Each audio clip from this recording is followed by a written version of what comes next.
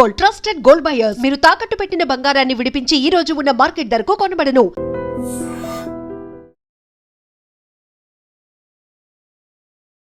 Sir, ప్రపంచంలోనే diabetes చాలా వేగంగా వెళ్తూ ఉంది.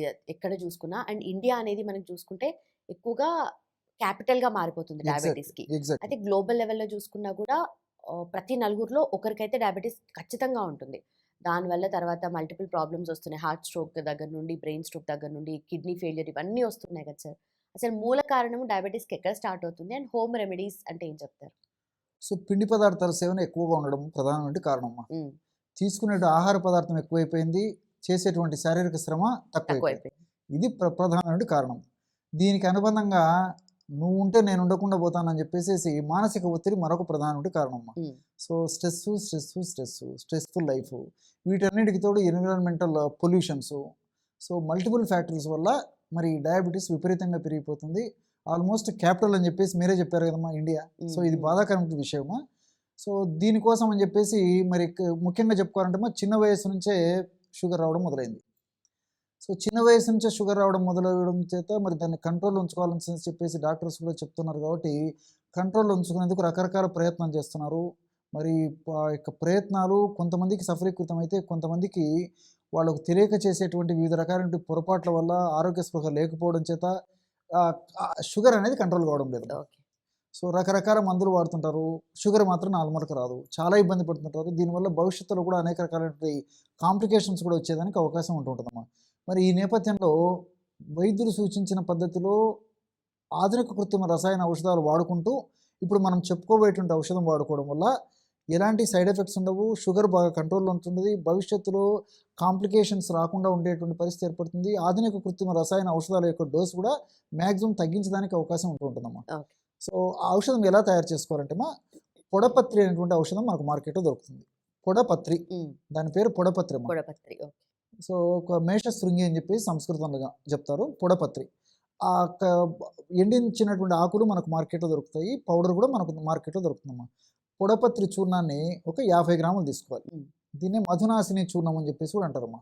మధునాశిని, సో మధు అంటే చక్కెర, నాశిని అంటే నాశనం చేయడం. చక్కెరను నాశనం చేసేటువంటి అద్భుతమైన శక్తి ఇందులో ఉండడం చేత ఆ పేరు వచ్చింది. ఎగ్జాక్ట్లీ. సో ఆ మధునాశిని అంటే ఒక ఆ యొక్క ఆకు కానీ పొడి కానీ నోట్లో వేసుకుంటే కొద్దిసేపటి వరకు మనం లడ్డు నోట్లో వేసుకొని చప్పరించి నమిలిన కానీ మనకు ఆ రుచి తెలియదమ్మా. ఆ టేస్ట్ బడ్స్ అంతా ముద్దుబారిపేసి మనకు రుచి కూడా తెలియదమ్మా. అంత అద్భుతంగా దీని యొక్క ఫలితం కనిపిస్తుంది. మధునాశిని అనేటువంటి పేరు ఉందన్నమాట.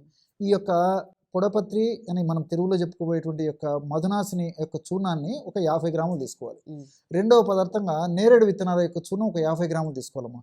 ఇది కూడా మనకు మార్కెట్లో దొరుకుతుందమ్మా. సీజన్లో అయితే మనం సేకరించుకొని తయారు చేసుకోవచ్చు, లేని పక్షంలో నేరేడు విత్తనాలు దొరుకుతాయి. విత్తనాల యొక్క చూర్ణం కూడా మనకు మార్కెట్లో దొరుకుతుంది. నేరేడు విత్తనాల యొక్క చూర్ణం ఒక 50 గ్రాములు తీసుకోవాలి. అట్లే మన ఇంట్లో ఉన్నటువంటి మెంతులను కాస్త వేయించేసేసి చూర్ణంలాగా తయారు చేసుకుని ఒక 50 గ్రాముల మెంతుల చూర్ణము, స్వచ్ఛమైనటువంటి పసుపు చూర్ణం, అంటే పసుపు కొమ్ములు దంచి తయారు చేసుకున్నటువంటి చూర్ణం కానీ అలాంటి చూర్ణం దొరికేట్లయితే మార్కెట్ నుంచి కూడా తెచ్చుకోవచ్చు. పసుపు చూర్ణం ఒక 50 గ్రాములు. ఈ 4 పదార్థాలు ఒక్కొక్కటి 50 గ్రాముల చొప్పున కలుపుకోవడం వల్ల 200 గ్రాముల ఔషధం రెడీ అయిపోతుంది. పొడపత్రి, నేరేడు, మెంతులు, పసుపు. సో ఈ 200 గ్రాముల ఔషధము 40 రోజులకు వస్తుందమ్మా. మీకు మెజర్మెంట్స్ కూడా క్యాలిక్యులేషన్ కూడా చెప్తున్నాను.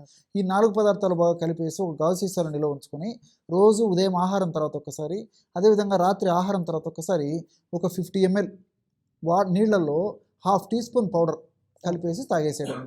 ఈ విధంగా రోజు ఒక 5 గ్రాముల చొప్పున వాడుకోవడం వల్ల 40 రోజులకు 200 గ్రాముల ఔషధం అయిపోతుంది. అయిపోయిన తర్వాత మళ్ళీ ఫ్రెష్గా తయారు చేసుకొని వాడుకుంటున్నామమ్మా. దీర్ఘకాలం పాటు వాడినప్పటికీ అన్నీ మనకు సైడ్ బెనిఫిట్స్ ఉంటాయి, ఎలాంటి సైడ్ ఎఫెక్ట్స్ ఉండవమ్మా. ఆధునికంగా మనం ఆలోచన చేసినప్పటికమ్మా ఈ పొడపత్రిలో జిమినిమిక్ యాసిడ్, శాపనిన్స్ ఇలాంటి అనేక రకాల రసాయన పదార్థాలు చాలా చక్కగా ఈ యొక్క షుగర్ను నియంత్రించేందుకు ఉపయోగపడతాయి. అంతేకాకుండా ఈ జిమినిమిక్ యాసిడ్ అనేటువంటి రసాయన పదార్థం యొక్క మరొక గుణం ఏంటంటే మనం తీసుకునేటువంటి ఆహార పదార్థాలు ఉన్నటువంటి పిండి పదార్థాలు త్వరగా చక్కెరగా మారకుండా ఉండేది కూడా ఈ జిమినిమిక్ యాసిడ్ ఉపయోగపడుతుందమ్మా. సో ఈ విధంగా పొడపత్రి చాలా చక్కగా ఉపయోగపడుతుంది. అదేవిధంగా నేరేడులో ఉన్నటువంటి కొన్ని రకాలైనటువంటి రసాయన పదార్థాలు, ఈ లిటియోలిన్, యాంథోసైనిన్స్ ఇలాంటి రసాయన పదార్థాలు ఏం చేస్తాయంటే మన జీర్ణ వ్యవస్థలో అమైలేజ్ అనేటువంటి ఒక ఎంజైమ్ ఉత్పత్తిని తగ్గించేస్తాయమ్మా.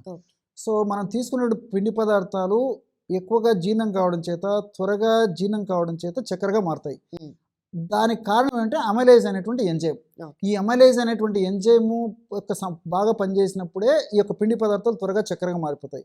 అమైలేజ్ అనేటువంటి ఎంజైమే ఉత్పత్తి తగ్గిపోయినప్పుడు మనం తీసుకునే పిండి పదార్థాలు కూడా జీర్ణం కాదు కాబట్టి బయటకు వెళ్ళిపోతుంటాయి అన్నమాట. ఓకే. అది ఆ యొక్క ప్రయోజనం కూడా దీనివల్ల కలుగుతుందమ్మా. ఉమ్, ఇంకోటి ఏంటంటే ఇన్సులిన్ బాడీలో బాగా ఉత్పత్తి అయ్యేందుకు, అదేవిధంగా ఉత్పత్తి అయినటువంటి ఇన్సులిన్ సమర్థవంతంగా పనిచేసేందుకు కూడా ఈ యొక్క నేరేడు చాలా చక్కగా ఉపయోగపడుతుంది. ఓకే. మెంతుల గురించి ప్రత్యేకంగా చెప్పనక్కర్లేదమ్మా. షుగర్ వ్యాధి గ్రస్తులకు అందరికీ కూడా మెంతు గురించి తెలుసు. పొడి చేసుకొని తాగుతూ ఇంచుమించు ఉంటాం. ప్రతి ఒక్కరు వాడుకుంటుంటారు, ఏదో ఒక రూపంలో మెంతులు వాడుకుంటారు.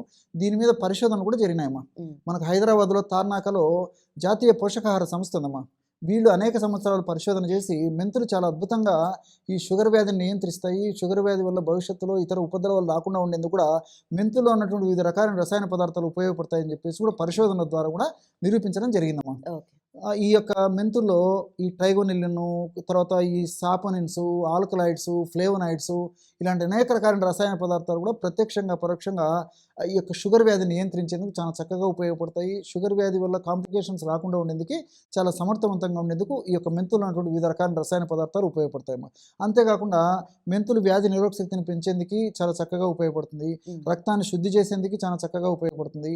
షుగర్ వ్యాధిగ్రస్తుల్లో ఎక్కువ శాతం మందిలో చర్మ వ్యాధులు కూడా వచ్చేటువంటి పరిస్థితి ఏర్పడుతుంటుంది. ఓకే. ఆ చర్మ వ్యాధులు రాకుండా ఉండేందుకు, వచ్చినటువంటి చర్మ వ్యాధులు త్వరగా తగ్గేందుకు కూడా ఈ మెంతుల్లో ఉన్నటువంటి వివిధ రకాల రసాయన పదార్థాలు షుగర్ నియంత్రించడమే కాకుండా ఈ చర్మ వ్యాధులను కంట్రోల్ చేసేందుకు కూడా ఇవి చాలా చక్కగా ఉపయోగపడతాయి. ఓకే. అదేవిధంగా పసుపమ్మ, పసుపులో కుర్కుమిన్ అనేటువంటి రసాయన పదార్థం ఉంది. ఈ కుర్కుమిన్ అనేటువంటి రసాయన పదార్థం కూడా ఈ ఇన్సులిన్ బాగా ఉత్పత్తి చేసేందుకు, అదేవిధంగా ఇన్సులిన్ యొక్క సెన్సిటివిటీ, అంటే ఇన్సులిన్ మన బాడీలో ఉన్నప్పటికీ కొంతమందిలో సరిగా పనిచేయదమ్మా. ఓకే. ఎప్పుడైతే ఇన్సులిన్ పనిచేయదో దానివల్ల బ్లడ్లో, రక్తంలో ఉన్న చక్కెర అలాగే ఉండిపోతుంది కాబట్టి విపరీతంగా పెరిగిపోతుంది, అనేక రకాల సమస్యలు వస్తుంటాయి. ఉమ్, ఆ యొక్క ఇన్సులిన్ సమర్థవంతంగా పనిచేసేందుకు కూడా ఈ యొక్క పసుపులో ఉన్నటువంటి కుర్కుమిన్ అనేటువంటి పదార్థం ఉపయోగపడుతుంది. ఓకే. అంతేకాకుండా ఈ యొక్క పసుపు రక్త శుద్ధికరంగా పనిచేస్తుంది, అదేవిధంగా రక్తంలో ఉన్నటువంటి దోషాన్ని తొలగించేందుకు ఉపయోగపడుతుంది. అట్లే ఈ షుగర్ వ్యాధిగ్రస్తుల్లో ఎక్కువ శాతం మందిలో రక్తనాళాలకు సమస్యలు వస్తుంటాయి, బ్లాక్స్ ఏర్పడుతుంటాయి అన్నమాట. అంటే కొలెస్ట్రాల్ వల్ల కానీ, ఫ్యాట్ వల్ల కానీ, అదేవిధంగా ఈ ప్లేట్లెట్స్ వల్ల కానీ ఈ యొక్క పూడికలు రాకుండా ఉండేందుకు, వచ్చినటువంటి పూడికలు త్వరగా తగ్గేందుకు కూడా ఈ కుర్కుమిన్ చాలా చక్కగా ఉపయోగపడుతుందమ్మా. ఓకే. ఇంతేకాకుండా రక్తనాళాలను బాగా వ్యాకోచపరిచి చక్కటి రక్త సరఫరా దేహానికి కలిగి చేసేందుకు కూడా ఈ పసుపులో ఉన్నటువంటి కుర్కుమిన్ ఉపయోగపడుతుంది. ఇంతేకాకుండా షుగర్ వ్యాధిగ్రస్తుల్లో మరి కొంతమందిలో వయస్సు వచ్చిన తర్వాత మెదడుకు సంబంధించిన సమస్యలు, జ్ఞాపక శక్తి తగ్గిపోవడము, అదేవిధంగా పక్షవాతం రావడము, అదేవిధంగా పార్కిన్సన్స్ సమస్య రావడము, మెదడుకు సంబంధించిన ఇతర అనేక సమస్యలు రావడం కూడా జరుగుతుంటుంది. ఏకాగ్రత తగ్గిపోవడము, మేధాశక్తి తగ్గడం ఇలాంటివన్నీ జరుగుతుంటాయమ్మా. సో పసుపును వాడుకోవడం వల్ల షుగర్ వ్యాధి నియంత్రణలో ఉండడమే కాకుండా మెదడుకు సంబంధించినటువంటి ఇలాంటి అనేక రకాలైన జబ్బులు రాకుండా ఉండేందుకు కూడా పసుపులో ఉన్నటువంటి ఈ కుర్కుమిన్, ఇతర రసాయనిక పదార్థాలు సదా దేహంలో ఉంటూ, సదా కాపాడుతూ, సదా రక్షిస్తుంటాయేమో. ఈ విధంగా మల్టిపుల్ బెనిఫిట్స్ ఈ యొక్క ఫార్ములా ఉన్నాయి కాబట్టి దీర్ఘకాలం పాటు వాడినప్పటికీ అన్ని సైడ్ బెనిఫిట్స్ ఉంటాయి, ఎలాంటి ఇబ్బంది కూడా ఉండదమ్మా. ఓకే. ఓకే. సో డైరెక్ట్గా ఆయుర్వేద స్టోర్కి వెళ్ళేసి ఏదైనా మెడిసిన్ తీసుకోవచ్చా సార్ డయాబెటీస్కి? ఉన్నాయమ్మా. వాటికి సంబంధించి అనేక రకాలైన ఔషధాలు ఉన్నాయమ్మా. ఒక 2-3 రకాల ఔషధాలు అందరూ వాడుకోదగ్గ ఔషధాన్ని చెప్తానమ్మా. కొన్ని ఔషధాలు ఏంటంటే ఈ పాదరసము, గంధకము, అదేవిధంగా రసమాణిక్యము, అదే తాళకము ఇలాంటి వాటితో తయారు చేసినటువంటి అనేక రకాల రసాయన పదార్థాలు అమ్మా. శిలాజిత్తు ఇవన్నీ మాత్రం ఎవరికే వాళ్ళు వాడుకోవడం ఏమాత్రం మంచిది కాదు, ఆరోగ్యదాయకం కాదు, ఆమోదయోగ్యం అంతకన్నా కదమ్మా. సో సర్వసాధారణంగా అందరూ వాడుకోదగ్గ ఔషధాన్ని చెప్తానమ్మా. సో అలాంటి ఔషధం ఏంటంటే నిష ఆమలకి. నిష అంటే ఇదమ్మా పసుపు, ఆమలకి అంటే ఉసిరి. సో 2 పదార్థాలు కలిపి మనకు చూర్ణ రూపంలో మనకు మార్కెట్లో దొరుకుతుంది, మాత్రల రూపంలో మనకు మార్కెట్లో దొరుకుతాయమ్మా. సో చూర్ణ రూపంలో మనకు మార్కెట్లో దొరికే తెచ్చుకున్నట్లయితే 1/2 చెంచా నుంచి 1 చెంచా వరకు, 1/2 టీ స్పూన్ నుంచి 1 టీ స్పూన్ వరకు పౌడర్ని తీసుకొని ఒక 100 ml వాటర్లో కలిపి తీసుకోవాలమ్మా. ఆహారం తర్వాత ఉదయం ఒకసారి, రాత్రి ఒకసారి.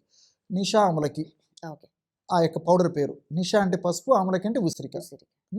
సో ట్యాబ్లెట్ రూపంలో దొరికేట్లయితే చిన్న ట్యాబ్లెట్స్ అయితే రోజు ఉదయం ఒక 3, రాత్రి ఒక 3 ఆహారం తర్వాత తీసుకోవాలి. పెద్ద ట్యాబ్లెట్స్ అయితే ఉదయం 2, రాత్రి 2 ఆహారం తర్వాత మింగేసి నీళ్ళు తాగితే సరిపోతుందమ్మా.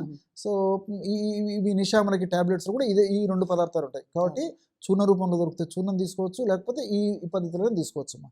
అలా కాకుండా మరొక పదార్థం కూడా కిరాతారిష్ట అని చెప్పేసి మరొక ఔషధం కూడా దొరుకుతుందమ్మా. కిరాతారిష్ట. కిరాత అంటే నేలవేమమ్మా. ఇది కాస్త చేదుగా ఉంటుందమ్మా, లిక్విడ్. సో మరి షుగర్ తగ్గితే చాలని చెప్పేసి చాలామంది అనుకుంటుంటారు, కాబట్టి ఇలాంటి చేదున్నా కానీ లెక్క పెట్టరమ్మా. నేను గమనిస్తుంటాను కదా ప్రాక్టీస్లో. సో బాగా తగ్గిపోతే చాలు సార్ అని చెప్పి చెప్తుంటారు. సో ఆ కిరాతారిష్ట అనేటువంటి ఔషధం కూడా మనకు మార్కెట్లో దొరుకుతుందమ్మా. నీలవేము అనేటువంటి ఔషధంతో తయారు చేస్తారు, ఒక మొక్కను ఉపయోగించి. ఆ కిరాతారిష్ట అనేటువంటి ఔషధాన్ని 10 ml లిక్విడ్ 10 ml వాటర్ కలిపేసి ఆహారం తర్వాత ఉదయం ఒకసారి, ఒక 5-10 నిమిషాల తర్వాత, రాత్రిపూట కూడా ఆహారం తర్వాత మరొకసారి ఈ యొక్క ఔషధాన్ని సేవించడం వల్ల కూడా చాలా చక్కటి ఫలితాలు కలుగుతాయమ్మా.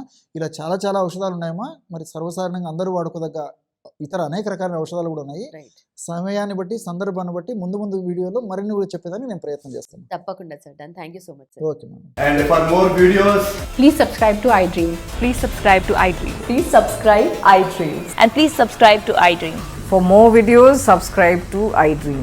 please like, share and subscribe to the channel. Congratulations, iDream. Subscribe to iDream. Subscribe to iDream. So subscribe to iDream Media. iDream ki iDream team andarki huge congratulations. Please subscribe iDream Media. Please subscribe to iDream. Subscribe iDream. Please subscribe to iDream. iDream అంటే నా కళల channel subscribe చేసుకున్న నోరు తిరుగుతలేదు, మీరైతే గంట గుర్తు కొట్టండి. For more such videos, please subscribe to iDream. Subscribe to iDream. Please subscribe to iDream. Please subscribe iDream Media. Please do subscribe to iDream. Please subscribe to iDream Media. For best entertainment and information, please subscribe iDream. And don't forget to subscribe to iDream.